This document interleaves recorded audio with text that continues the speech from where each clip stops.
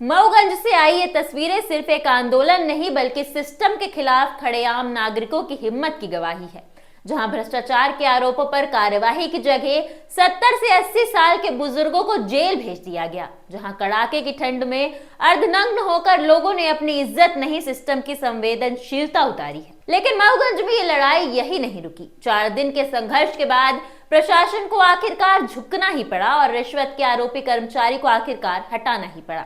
देखिए मऊगंज की वो रिपोर्ट जिसने रीवा से लेकर भोपाल तक सवाल खड़े कर दिए हैं। अब देखते हैं कुछ आंदोलन की तस्वीरें। ये मऊगंज कलेक्ट्रेट के बाहर की तस्वीरें हैं। खुले आसमान के नीचे ठंड से कांपते शरीर और व्यवस्था के खिलाफ तपता हुआ गुस्सा। ये कोई युवा नहीं, ये 70 से 80 साल के बुजुर्ग हैं जो पिछले 4 दिनों से भ्रष्टाचार के खिलाफ सड़क पर डटे थे। ना कोई मंच, ना कोई सुविधा, बस एक ही मांग, रिश्वतखोर हटाओ, मऊगंज बचाओ। अब जानते हैं कि पूरा मामला क्या है। मामला जुड़ा है कलेक्टर कार्यालय में पदस्थ निज सहायक पंकज श्रीवास्तव से।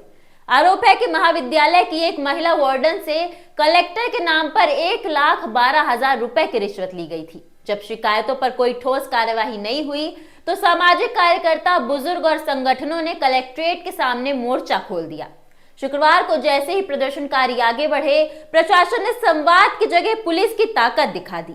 बातचीत के बजाय प्रशासन ने धारा 163 का आदेश लागू किया। 50 से ज्यादा पुलिस कर्मियों की मौजूदगी में एसडीएम और एसडीओपी के सामने 80 साल तक के बुजुर्गों को घसीटकर हिरासत में ले लिया गया। कुल 8 प्रदर्शनकारी गिरफ्तार किए गए, जिनमें एक दिव्यांग जिला पंचायत सदस्य भी शामिल है। गिरफ्तार बुजुर्गों ने जमानत लेने से इनकार कर दिया है और साफ कहा, रिश्वतखोर हटेगा तभी हम जेल से बाहर आएंगे। सबसे बड़ा सवाल यही है कि क्या रिश्वत के आरोपी को बचाने के लिए बुजुर्गों को जेल भेजा गया है? क्या धारा 163 आदेश 4 दिन तक जानबूझकर गोपनीय रखा गया? और क्या मऊगंज में भ्रष्टाचार के खिलाफ बोलना एक अपराध बन चुका है? इन सवालों पर प्रशासन ने मीडिया से बात करने से साफ इनकार कर दिया, लेकिन जेल की सलाखें भी इस आंदोलन को नहीं रोक सकी।